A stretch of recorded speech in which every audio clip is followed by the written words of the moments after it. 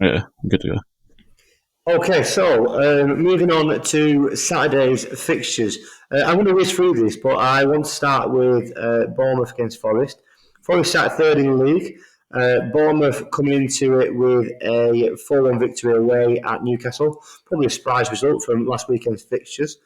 Both teams have a good chance, I think, in this game. I think it's going to be quite a tough battle. It's hard to not see a Forest result, whether that be an away draw or sneaking a win.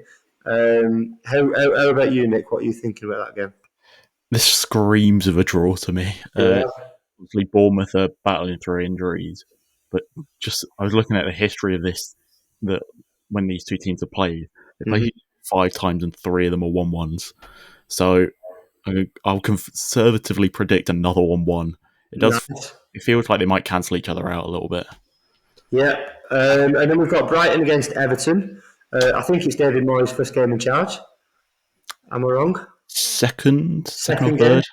Because obviously they beat Spurs last week. Yeah, okay. So he's got Brighton to play, and he's got a job to do to get Everton to a safe place where a win would come in handy because it'd put them 7 points clear of Wolves at the foot of the table and give a bit of breathing space between the relegation zone. I fancy Brighton, though, to probably come out on top of this game. Which sits them quite nicely. They're in quite a good position in the table at the minute, doing all right. Yeah, I'd be very surprised if Brighton don't win this game. I think as much as Everton were good last weekend against Spurs, it felt like a bit of a fluke result. Yeah. So I'd expect it to go back to sort of normalcy for Everton. Yeah, and Brighton probably underwhelming compared to last season's, but to consider them a strong Premier League mid-table side isn't such a bad feat. And unbeaten in the last 6, going away to Old Trafford and winning, drawing to Arsenal. They've not had easy games away at Villa.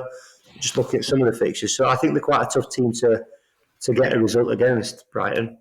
Yeah, they've had the worst injuries of any team in the league this season, which I was so surprised when I saw that because I don't think I've heard anything about injuries really for Brighton. The only one I remember is Welbeck, and he's just come back and scored last weekend. So maybe there's more of an issue. There was more of an issue there, and they're probably doing better than expected with those injuries. Yeah, absolutely. And let's just rattle through these last few games. We've got Liverpool Ipswich. I don't think we need to talk about that too much. No, it should be comfortable for Liverpool. Yeah, so if I'm at Newcastle, again, I don't think we need to talk about that one massively. I'd imagine a Newcastle away win should come in handy there. Yeah, especially after the massive loss to Bournemouth, they have to put in a big performance against Southampton. Yeah, and can you see a surprise result with Wolves against Arsenal? I mean, if we decide to keep getting injuries, then possibly, but Waneri seems like he'll be back. I hope he starts, and I think we should be fine. I'd be very concerned if we don't win. Yeah, absolutely. And that rounds up Saturday's fixtures. So quite all seamlessly, but big games at the top and bottom of the league. But while we go into Sunday's fixtures, would you be able to tell us a little bit more about GSPN? The Global Sports Podcast Network is changing the face of football podcasts. With dedicated daily content for every Premier League team, women's football, fantasy football, and a daily Premier League wrap-up broadcast in 5 different languages, it's your one-stop shop for your daily football fix. Find GSPN wherever you find your usual podcasts. Beautiful. And we're going to Sunday's fixtures with Palace and Brentford. What are we feeling about the 2 p.m. kickoff on Sunday? I think this would be quite an exciting game. Brentford have only won 1 time away from home this season, so they need to get going away from home. Whereas Palace, they've only lost once since November 9th, which was a 5-1 loss to Arsenal. And it feels like it's gone under the radar a bit. So I think it'll be a pretty interesting game. I'm leaning towards Palace, but this feels quite unpredictable. Yeah, definitely. Palace's run of form has been phenomenal, and I completely agree. I think it has gone quite unnoticed. Both of them sat together in the table. Palace on 27, Brentford 28. Palace were 1 point above United, which is lovely to read. Yeah, I think you could be right, but I think it's important to shout out to all Palace fans out there that we're acknowledging that your team's had a great run of form, and long may that continue for you. We move on to Spurs against Leicester. I think there's banana skin here. I think it's quite a hard game to call. With it being at Spurs, you would imagine a Spurs victory sounds fairly expected, but I don't know. What about you? Leicester are coming on a bad run of form. They've won one in the last five. Yeah, so Leicester fans are beginning to turn on Van Nistelrooy already, which feels a bit weird. And I saw reports this week that Van Nistelrooy is even thinking about resigning just because he's not being backed by the Leicester board. So it feels like if this is a banana skin for Ange, like if Spurs don't win this, I don't know how much longer they can give Ange, as much as the injuries are terrible and he hasn't had a squad all season. They have to win this game. Like, they have to find a way. Yeah, and the Van Nistelrooy story is pretty weird. It sounds like when he's taken the job, they've promised a January transfer window where he could go and spend some cash. And now it's got to this point, it seems as if it's come through him that he's not being backed, as you say, and he's not able to make those purchases, which I think quite rightly, if you're being let down, just a few months into the job, you're going to feel a little bit of resentment towards the position you're in. He's obviously not had a good run of results going his way, and there's doubts already about whether he's ready for that kind of team. But yeah, I don't think it stands well for a team who are struggling already, like Leicester. No, their board is notoriously terrible amongst their fan base as well. So, and Van Nistelrooy left PSV for similar reasons. So, I wouldn't be surprised if he does walk away. Yeah, and then we're moving on to the 4:30 kickoff, which sees us at Villa Park for Aston Villa against West Ham. You might need to correct me on this one, but I think that their loss to Monaco this week has put the destiny of the Champions League out of their hands. They now need to rely on results. Yeah, a little bit. They'll need to win to get in the top 8, but I think they're fine in terms of that middle group where they'll have the playoff. But yeah, they've put themselves in a little bit of trouble. They weren't very good at all against Monaco. And they could end up with some massive teams as well, including Real Madrid, if they do end up in that position. Yeah, so because of those big teams like Real Madrid, Man City, who have had a terrible Champions League campaign, they're not guaranteed a particularly easy draw despite finishing high up in that playoff group. So yeah, they're in a weird position. No, yeah, of course. And they're going up against West Ham, who are a difficult team to judge on results. They love conceding goals. They often find it hard to create chances. And it's a team which is, I don't know, not performing on all cylinders, but again, they're not striking. They're quite a boring team to talk about, in my opinion, for this season, because they're not going down, and they're definitely not doing anything amazing in the league. Yeah, it's a miracle that they're ahead of Spurs and they were ahead of United for a little bit. Yeah, this team is terrible. They've got Graham Potter in now, and I saw that there were positive signs in terms of. I saw West Ham fans talking about the pressing is so much better, but their win against Fulham was such a fluke. I believe they just had 3 shots on target, scored all 3 of them, and they all came from mistakes. So I think this will be a massive challenge for them. You'd be stunned if Villa didn't win this game. Yeah, no, I have to agree. And it kind of moves on to the last game. It's a 7 o'clock kickoff, I think, at Craven Cottage. Fulham against United. And it'd be really interesting to hear your opinion of what is going on at Old Trafford.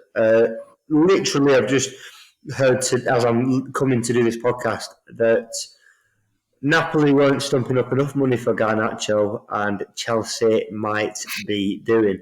It just seems so bizarre. One of your brightest talents going to one of your biggest competitors in the league. I know we're not this year, but normally you would consider Chelsea a top 6 team who would compete against them. for me, there's been signs of positive change at Old Trafford in the performance. I like the big decisions that are being made. Rashford, Garnacho. I feel that there's a different turn, but I don't see any difference in the results. What's your opinion as an outsider?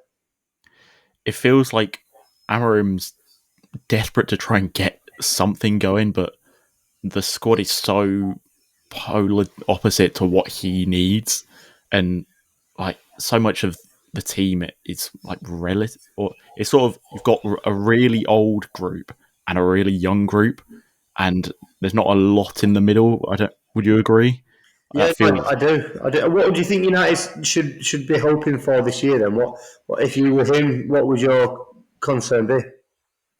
I don't think there's any. It's going to sound quite sad. There's not really anything to hope for from an outside perspective for United. You're too far away from Europe already, in my opinion, and it would produce. There would have to be miracles from the teams battling relegation for any insane thing to happen in terms of United going down, which will not happen, obviously. So I don't think there's much to dream of this year. I think it's just get to the end of the season and get to the summer window. Like you were saying with Garnacho and Rashford, it feels a bit weird in terms of Garnacho. I think the price that United are demanding feels really high from my point of view. Like I think it was 70 million euros, so about Yeah, 60 yeah, million pounds. That feels really high for a player who's not really performing as much as he did last year. He put up really good numbers for a young player. He's still got loads of potential, but how much higher can he realistically go? I don't know. So I think it's for United. It feels like your season's done already. Would you agree? I mean, you maybe hopes of the FA Cup, but yeah. As a United fan, all I would ask for is a run of consistency, and use this opportunity because if this year he can build a system that the team know and fans can see, and there's a demonstration of hope. And you get through to the end of the season on the run of some good form and understanding what the manager wants from players, and you're seeing fruits from that labour. Then you've got a full season next year without any European football, and you can purely concentrate on domestic league and cup. And then I don't think say I think I think we're dreaming if we think one summer transfer window would change everything. But I think clever purchases adding to the squad that has quality in it, but it just needs to be amplified with quality and depth. That's I think the biggest hope for me. I think he needs to use this time. He's not going to be sacked anytime soon, so he needs this time now to work hard and nail down an identity that United fans can get excited about, regardless of where they finish in the league. yeah, and he's saying the right things ultimately as well. The willing to admit this is arguably the worst United team. It's worse than it was under Ten Hag, and he's willing to take on that responsibility. I think that's really important, and I imagine from a United fan perspective, it's quite nice to have a guy who's willing to just admit, like, we're rubbish, but I will take us to better things, and you just need to give us time. I think he spoke about they didn't really have any training sessions over the winter break, so trying to improve the style of play has been difficult. Uh, you'd think that will improve, and especially if with no Europe next year, almost certainly he'll have more time with the squad. And like you say, one window is not going to fix it, but it needs to be the right players. And it feels like United can make the right signing sometimes, and it doesn't matter. Like with the summer transfers, people got already excited with the likes of Xerxes, and it already feels like he could be gone before the start of next season. Yeah, yeah. I mean, I'm surprised he's still here this window, to be honest, because there was a lot of talk about him going back to Italy on loan, which I agree with you. I think it's a club in dire straits at the minute. They're just so far from where anyone would expect them to be. but it's a process of transition, and football's a wonderful thing. And if you can get, I think chemistry is everything. I think that's all that you need to look at. If you look at Nottingham Forest this year, Leicester when they won the trophy, when they won the league, if you can produce chemistry in a football team, it doesn't necessarily matter of the calibre of player, because that will go a long way. And if you can work hard to achieve something close to that, you might have. But I think the profile of the club and how big and analysed it is on a day by day, minute by minute basis makes that job even harder. It's a hard thing to enjoy at the minute, football, as a United fan. But let's stick with it. Let's hope that it continues and it prospers, and we will see how the Premier League table will fix up after this weekend. It's hard to see anything really exciting. Liverpool could quite easily go 9 points clear, which many people are writing them as the league winners already. Arsenal are done and dusted. A lot more has changed. So I think there's a lot more to see yet. And the bottom of the table, again, Leicester and Ipswich, you would think would go down, but Wolves and Everton are well within touching distance. And you never know. If results go the right way, United could be in contention too. And on that note, I would like to say it's been an absolute pleasure, Nick, to be back with you. It's been a pleasure. And hopefully it won't be too long before we're back on. Remember, follow the @Daily English Premier League podcast for any updates on all the social medias, and catch us on your podcast listening device for future episodes. For now, it is goodbye from me. And it's goodbye from me.